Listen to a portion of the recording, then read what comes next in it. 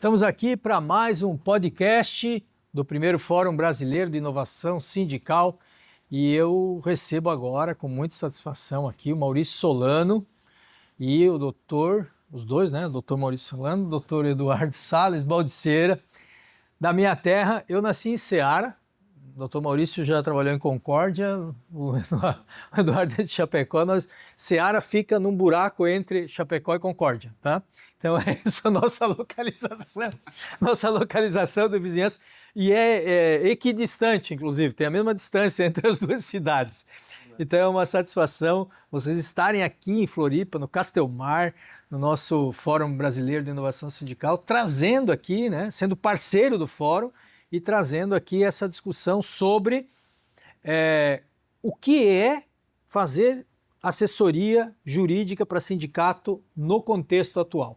Então, fiquem à vontade, eu queria ouvi-los primeiro para destrinchar um pouco essa complexidade, como qualquer outra atividade, eu imagino que tenha muita novidade do ponto de vista da assessoria jurídica para sindicatos atualmente. Perfeitamente, Paludo.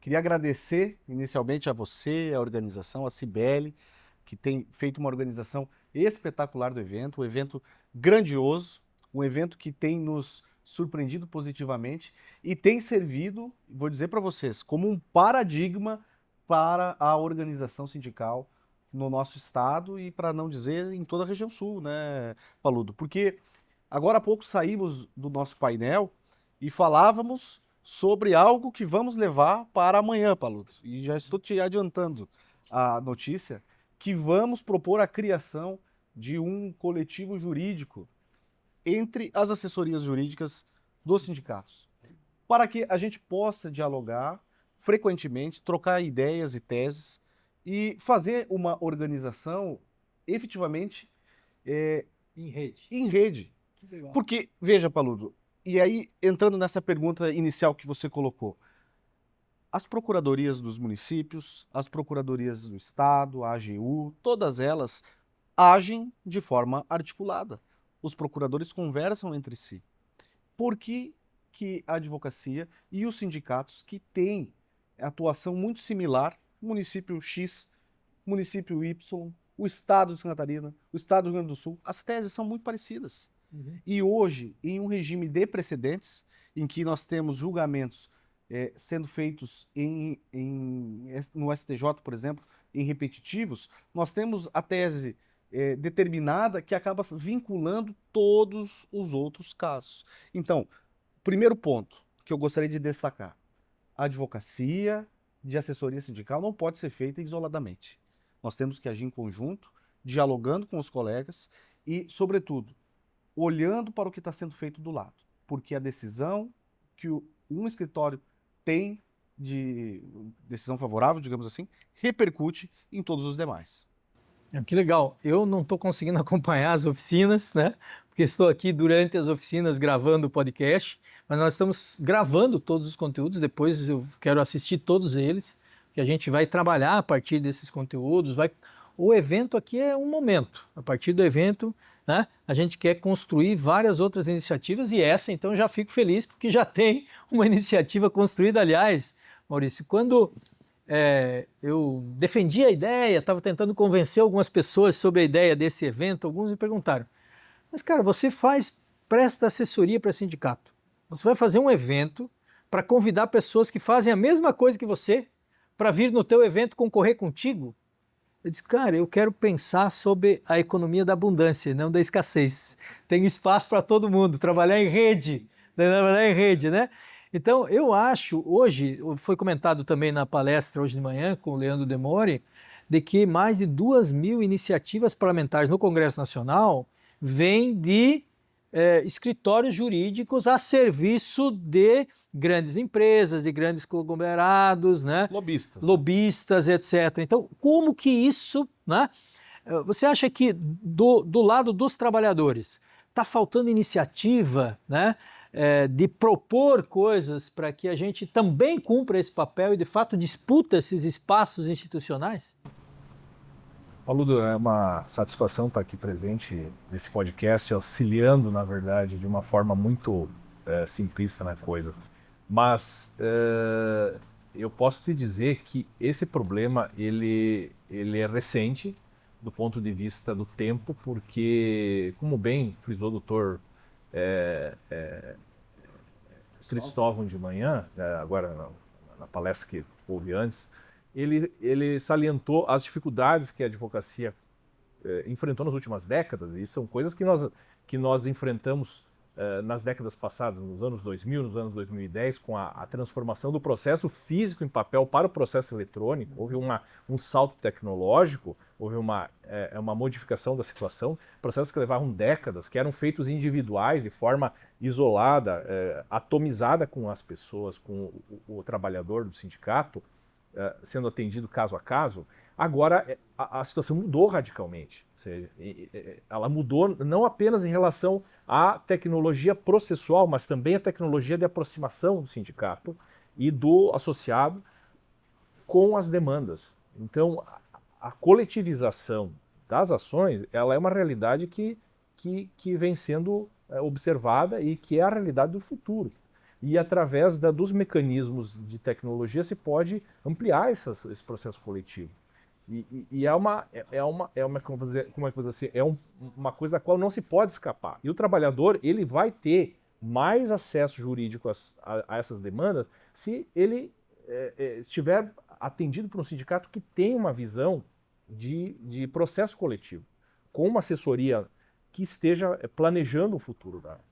Isso não tem a ver com informações, notícias que têm circulado, por exemplo, de fazer teses ou processos de escala, né? Usar inteligência artificial para, né, usar a mesma argumentação, a mesma defesa para todo mundo. Uma coisa é você articular as demandas, pensar estrategicamente e responder coletivamente às demandas. Outra coisa é você usar escala nos processos jurídicos. É bom frisar essa diferença. Eu acho que aí a diferença se encontra, Paludo, na diferença entre ações de massa e ações coletivas, que são dois universos diferentes. As ações de massa são aquelas que pretendem resolver problemas pontuais ou que se propõem a resolver problemas pontuais para uma grande quantidade de pessoas individualizadas, atomizadas. A ação coletiva, ela visa construir um projeto de uma jurisprudência favorável coletivamente, porque a força está no coletivo. Para aquele grupo, né, aquela categoria seja como é que vamos dizer assim, atingida da forma mais positiva possível. Né? Então, vemos que essa é uma diferença que tem que ser explicada. Nós estamos aqui pensando nessas ações coletivas como uma forma positiva e não uma mera ação de massa, como se o judiciário vem comentando nos últimos tempos e até atacando, porque entende que isso traz a soberba ao judiciário com demandas repetitivas, mas não se trata disso, né? Nós estamos aqui falando, o doutor Eduardo até explicou bem, a necessidade de que haja um network de advogados, inclusive, conforme ele bem frisou, para que isso tenha sucesso, né? Uma escala maior. Paludo, deixa eu complementar com uma questão que me surgiu, que diz respeito a exatamente essas questões envolvendo ações. O que acontece é que nós temos hoje uma capacidade muito grande de fazer atendimentos em várias regiões do estado. Pensemos no Maurício, por exemplo, ele, na década de 2010, mais ou menos, fazia atendimentos em Concórdia, no sindicato, indo de Chapecó a Concórdia de carro, uma vez por semana, para atender os sindicalizados, para poder estar junto à base, porque as pessoas elas demandavam isso. Os processos eram físicos, eram de papel, era necessário ir até o fórum, era necessário ir até a prefeitura para pegar informações, pegar documentos. Hoje nós temos um cenário completamente diferente. Os documentos estão acessíveis na internet. As pessoas elas não querem mais atendimentos presenciais. E isso é uma realidade que vemos todos os dias. Uma coisa é um evento, é uma atividade, outra coisa é você ter um problema que você demanda solução e ter que aguardar um mês para o advogado te atender. Isso é ultrapassado. Sindicato que permanecer nessa lógica está fadado ao insucesso. Você acha que não existe sindicato que está nessa situação? Acredito que sim. Eu já fui fazer planejamento onde o jurídico, a gente constatou que o jurídico está atuando atualmente como atuava nos anos 90. Eu acho que Não acompanhou o processo. Eu acho que a maioria continua assim, que não vê a necessidade de como é que dizer, se modernizar, vamos usar a palavra modernizar como um coringa para isso. Acompanhar o processo de mudança. Eu acho que sim, eu acho que é preciso entender essa mudança de paradigma. Como bem o Salles explicou, nos anos 2000 nós atendíamos caso a caso, né? Uma vez por semana você atendia no sindicato lá, 10 ou 20 pessoas e via-se o problema de um e tentava encaixar aquilo no problema coletivo, né? Hoje já não é assim, hoje nós antecipamos, é preciso fazer um planejamento. Há uma discussão jurídica que se verifica se não é possível que você consiga replicar para a categoria. E se antecipar também. Se antecipar. O Salles é referência para mim de inovação. É o cara que tem, né, sucesso na carreira, trazendo soluções inovadoras, né, do ponto de vista jurídico, tecnológico. Então, eu gostaria que você contasse algum storytelling aqui para nós de alguma dessas inovações que você tem colocado em prática nos últimos tempos e tendo ou não relação com a questão sindical, mas se tiver alguma seria interessante. Olha, Paludo, interessante isso que você coloca, porque eu acho que o que mais pega no nosso dia a dia e no dia a dia de um sindicato tem a ver com o atendimento às demandas das pessoas. Qual é a dor de um dirigente sindical? É muitas vezes não conseguir dar um retorno satisfatório ou tempestivo àquela demanda que aparece. Então nós temos estabelecido no escritório alguns fluxos que fazem utilização, inclusive, de automação, de inteligência artificial, e inclusive dentro do nosso próprio WhatsApp. A depender da quantidade de volume de demandas ou de respostas que seja uma entidade sindical, seja um escritório de advocacia, precise lidar, todo tipo de automação pode ser vantajosa, sobretudo para te guardar espaço na tua agenda, na tua cabeça, para poder pensar em estratégias. Porque a estratégia não vai ser substituída por um robô. Agora, existem várias fases, vários passos do nosso dia a dia que a gente pode sim fazer operacional, repetitivo, que não tem necessidade de ficar ocupando o tempo humano para esse tipo de atividade. Isso eu acho que é a utilização adequada da tecnologia a serviço do ser humano e não o contrário, porque em grande parte do uso da tecnologia a gente vê o inverso, quer dizer, é a tecnologia dominando o ser humano. Então, nós precisamos inverter essa lógica, inclusive no campo do direito. Inclusive no campo do direito. E nós fazemos uso dessas ferramentas o tempo todo, porque, por exemplo, vou citar o exemplo do nosso escritório, nós atendemos o estado de Santa Catarina todo. Então nós estamos conversando com pessoas do litoral, do Vale do Itajaí, de Lages, do Grande Oeste, e essas conversas são virtuais. Né? Às vezes a coleta de procurações ou de documentos pessoais é tudo feito de forma virtual e eletrônica. Né? Assinatura de documentos, inclusive, que antigamente se tinha que ir se deslocar, atender a pessoa, fazer a assinatura. Hoje a gente faz a assinatura de forma eletrônica, faz a captura de uma selfie por meio do telefone. Então, todos esses mecanismos têm ajudado enormemente na atividade, não só profissional da advocacia, mas veja só, a gente pode fazer uso disso para estar mais próximo do sindicalizado. Porque veja, Paludo, e aí é algo que você, como sociólogo, conseguiria, inclusive, dissertar. Vivemos tempos líquidos, no sentido, inclusive, que as pessoas não se sentem parte mais daquele cargo, daquela função, fazem um concurso e logo estão pensando em fazer outro e trocar de vaga. Isso não acontecia há 30 anos atrás. Há 30 anos atrás, a pessoa passava em um concurso e permanecia o resto da vida. Era uma escolha de vida. Hoje não mais. Então veja que essa fluidez que está inerente às profissões, não à toa, estamos aqui falando sobre plataformização, né, que está umbilicamente ligada com essa questão justo da liberdade de você estar num lugar e de repente parar de trabalhar e fazer outra coisa. Me parece que também está ligado aí dentro da própria atividade de ter atenção que a pessoa ela pode querer resolver aquela demanda a qualquer momento. Né?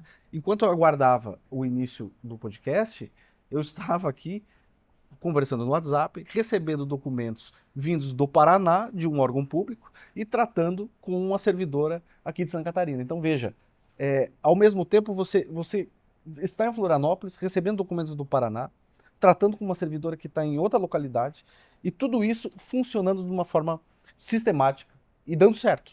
Isso que é o principal, dando certo. Doutor Maurício tem experiência com o Sindicato de Trabalhadores municipais, né? Concorde. Nós temos vários municípios de Santa Catarina, acredito que mais de metade dos municípios, ou pelo menos uns 100 municípios, uma centena deles, que não têm sindicato de servidores municipais. O que também é uma contradição, de certa forma, porque tem municípios que têm uma estrutura tão pequena de servidores que, às vezes, uma estrutura sindical, dependendo, né, de todas as áreas, ficaria até pesado para aquela quantidade de servidores, poderia ter alguma solução mais regionalizada, enfim, mas outras categorias, como o Eduardo falou, principalmente de trabalhadores de novas profissões, trabalhadores por aplicativo, trabalhadores pejotizados, terceirizados, etc., que não têm sindicatos.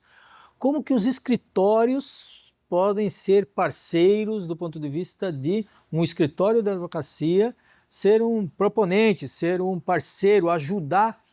Eu provoquei aqui há pouco tempo com os motoboys de Florianópolis para que um escritório pudesse, né, dar um suporte para que ele pudesse organizar, estruturar e no futuro, inclusive, é um investimento. Como é que lida com essa questão de criação de novos sindicatos, também em categorias ou locais que não existem, através dos escritórios? Essa é uma pergunta que, na verdade, é uma discussão macro, vamos dizer assim, né? Inclusive, foi objeto do painel hoje de manhã sobre a questão da consciência de certas categorias a respeito dos seus direitos.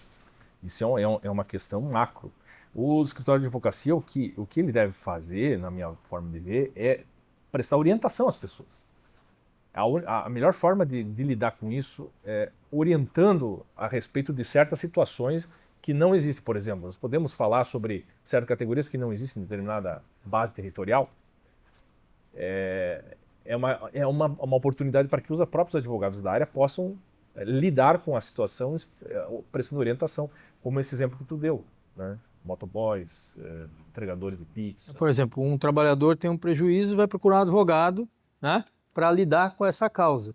A partir daí, um advogado comum, né, vai resolver o problema daquela pessoa.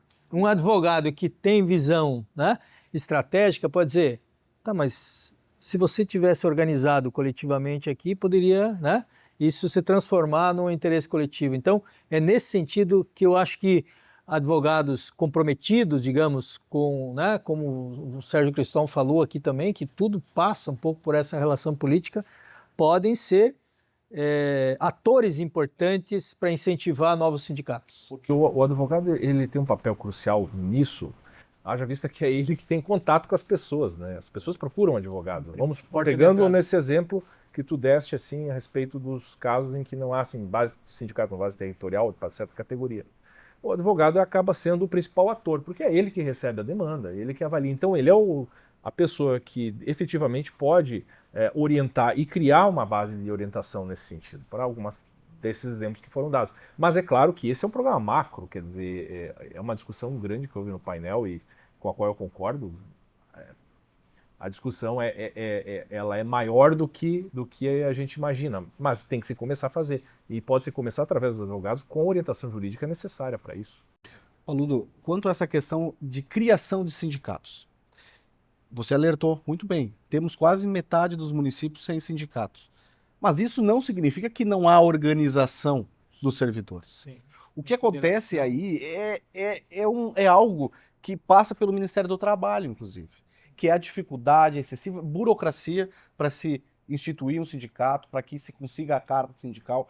Muitos dirigentes passam por isso. É uma dor de cabeça, se perde cabelo com isso. porque faz a assembleia para a constituição da entidade sindical, manda para o Ministério do Trabalho, trava por falta de documentos. Uma boa assessoria consegue desbaratar todas essas questões e encaminhar a constituição de um sindicato. Então, eu acho que o primeiro ponto é isso. Temos uma dificuldade de constituição efetiva, mas a organização, as associações de servidores, os servidores, eles se preocupam com os seus direitos, mesmo que muitas vezes eles tenham que buscar, por exemplo, a federação, porque não tem um sindicato efetivamente na base.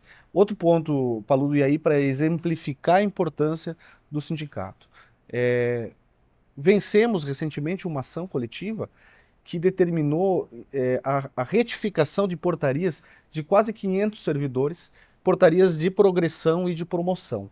Vejam só, portarias de quase 10 anos, com diferenças de tempo, em que o servidor deveria ter progredido em janeiro, mas foi a progressão efetivada somente lá em junho.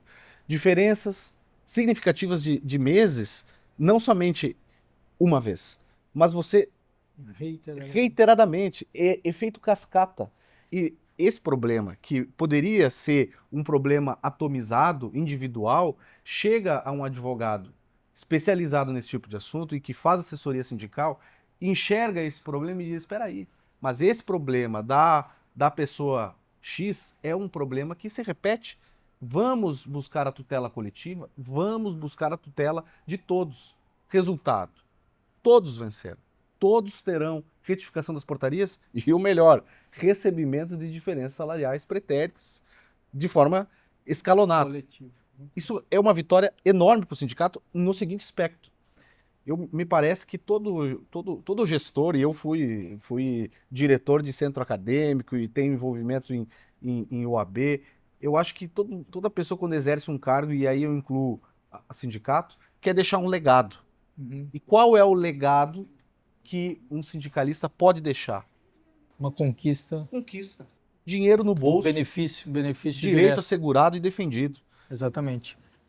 Eu converso aqui com o Dr. Maurício Solano Santos e Dr. Eduardo Baldiceira Salles, né, que são escritório em Chapecó e que são parceiros aqui também do Fórum Brasileiro de Inovação Sindical.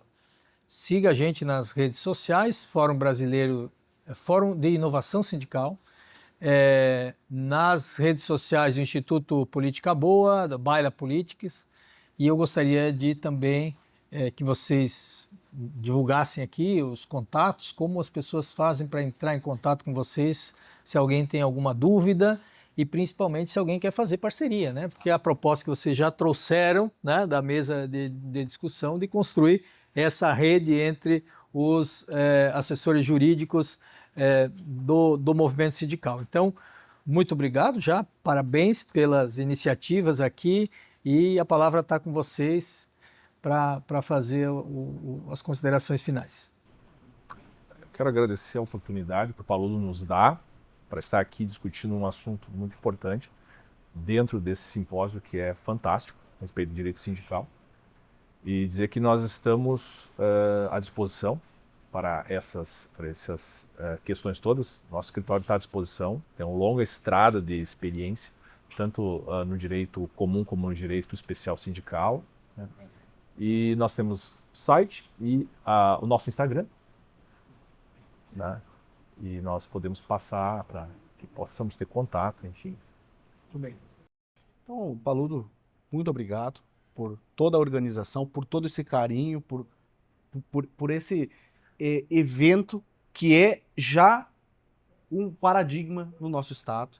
Acho que nunca tivemos um evento tão bom, tão qualificado, envolvendo a organização sindical. Então, Paludo, meus parabéns.